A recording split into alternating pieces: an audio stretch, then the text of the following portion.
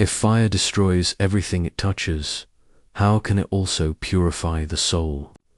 For most of us, fire evokes danger, pain, and loss. We associate it with destruction, not refinement. Yet throughout mystical philosophy and, especially in the teachings of Shams Tabreez, fire symbolizes something profoundly transformative. Humanity fears inner fire, the fire of anger, shame, heartbreak, or confrontation. But Shams taught that these very flames are not our enemies. They are the conditions for awakening. From a neuroscientific perspective, discomfort itself is the brain's catalyst for transformation. Studies on neuroplasticity show that stress, when processed consciously, forces the nervous system to reorganize and strengthen its networks. Growth, at its biological core, depends on heaton, the friction between what we believe and what is real. Emotional suffering refines consciousness, much like heat refines raw metal. Ancient spiritual insight aligns with modern cognitive science, revealing that fire, when faced consciously, does not destroy. It reorganizes the self around truth. Modern life is built on the pursuit of comfort. From ergonomic design to emotional safety culture, we engineer our environments to avoid friction. But the unintended consequence is psychological fragility. When comfort becomes the default, even minor discomfort feels intolerable.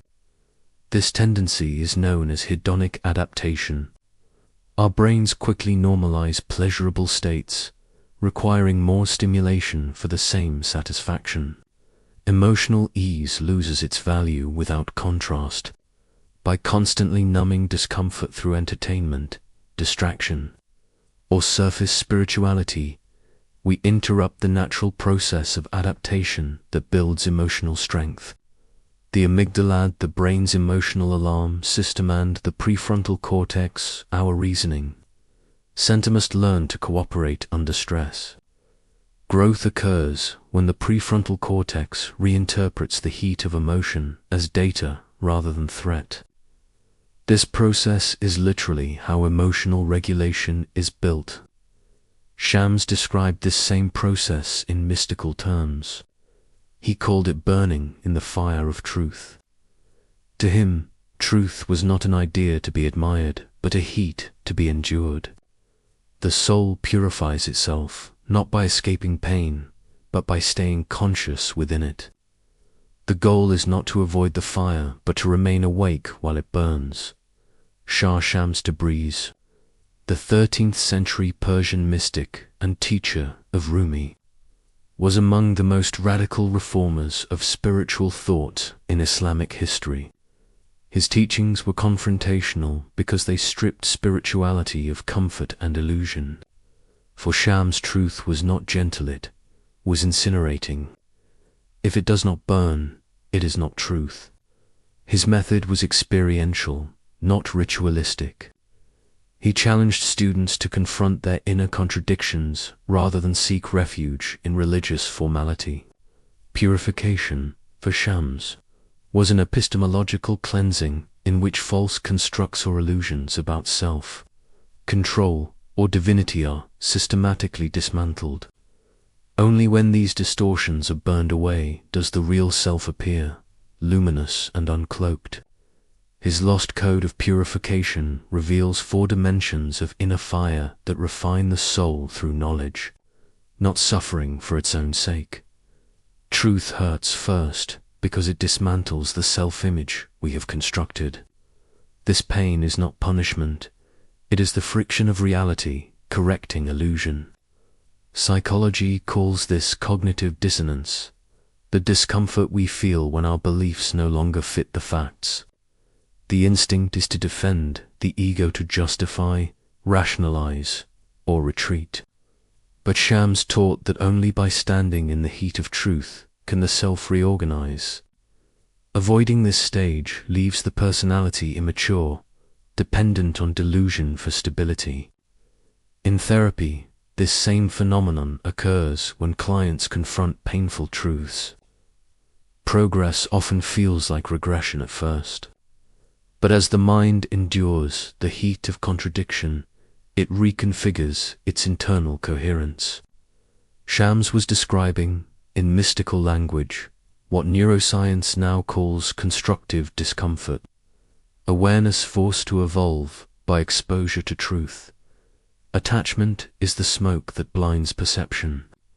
What we cling to most: status, relationships, beliefs, or outcomes, often becomes the very veil that prevents clarity.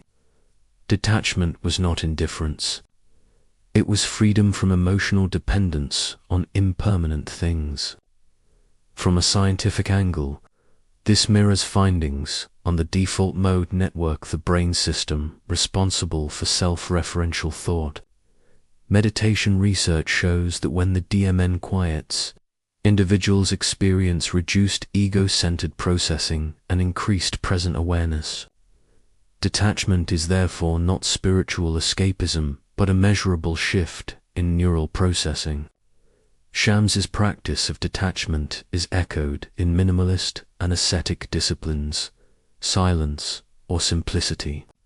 Each retrains the brain's reward system, reducing its craving for constant stimulation and allowing the mind to regain sensitivity to subtler states of awareness. Shams's understanding of love was unlike its sentimental portrayal today. Love, in his view, was combustive, an intense energy that melts the boundaries of ego. It exposes vulnerability and forces the soul into humility. Neuroscience supports this dynamic. Deep attachment activates regions like the anterior cingulate cortex and the insula, both involved in emotional pain and empathy. Love engages the same neural circuits that process suffering. Yet, when experienced consciously, these circuits foster integration rather than fragmentation. Love's fire is not comfortable, but it is intelligent. It dissolves narcissism, reshapes emotional networks, and expands the capacity for empathy. In modern terms, this mirrors exposure therapy, healing through sustained presence with discomfort rather than avoidance of it. Shams's fire of love was both spiritual and neurobiological, a training of the heart to hold contradiction without collapse. The final stage is not escape from the fire, but awakening within it. The goal is stability, not immunity.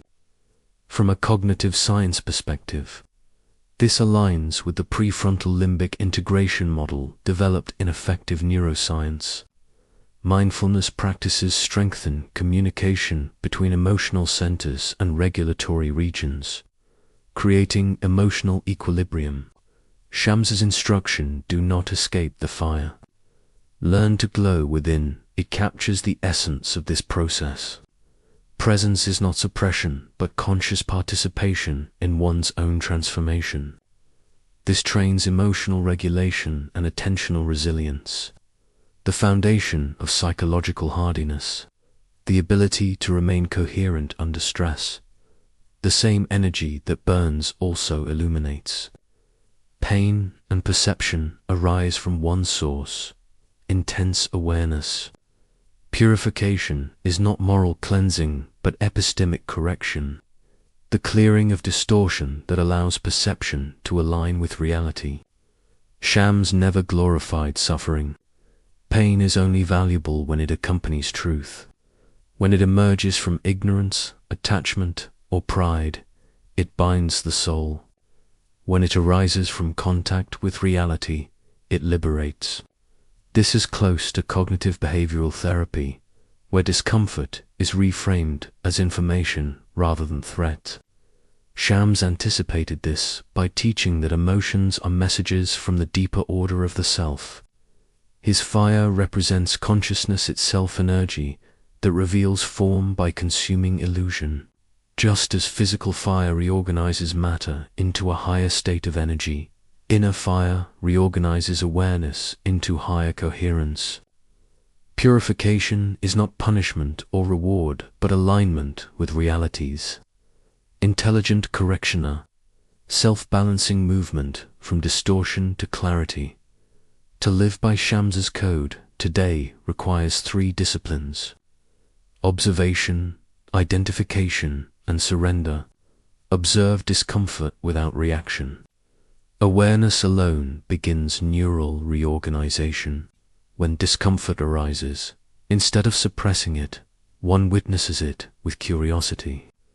Observation prevents the amygdala from hijacking attention and allows the prefrontal cortex to engage. Identify the belief being burned.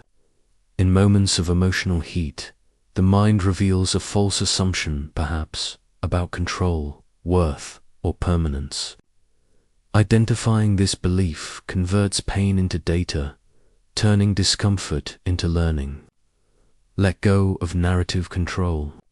Shams emphasized surrender, not as weakness, but as attentional release, the willingness to allow reality to act through you rather than constantly interpret it. Controlled exposure to adversity strengthens emotional regulation networks, building resilience. Stoic philosophy and modern concepts of anti-fragility echo this truth. Systems grow stronger when they engage with manageable stress rather than avoid it. A simple daily exercise can embody this method. Spend 10 minutes observing emotional discomfort without resistance. Ask, what illusion is this feeling trying to burn? Write 1 insight each week about a belief or attachment that truth has refined. Over time, this discipline produces clarity, the alignment of perception, emotion, and behavior. Purification becomes not a mystical ideal, but a measurable, psychological evolution. The fire that purifies the soul is not an external punishment. It is an internal process of realignment. It is truth reorganizing consciousness, forcing coherence between what we know, what we feel, and how we live. Every moment of discomfort carries the same potential as Shams's divine fire. The difference lies in awareness, whether we interpret the heat as destruction or transformation. Modern neuroscience affirms this ancient insight. Growth requires adaptive stress. Avoidance keeps us fragile. Conscious engagement builds integration. Shams's wisdom is profoundly practical. He did not ask us to chase pain, but to trust the intelligence within it. When faced consciously, even the fiercest flame becomes illumination. When you stop fearing the burn, you begin to shine. Purification, in its truest form, is awareness enduring its own intensity, fire transformed into light.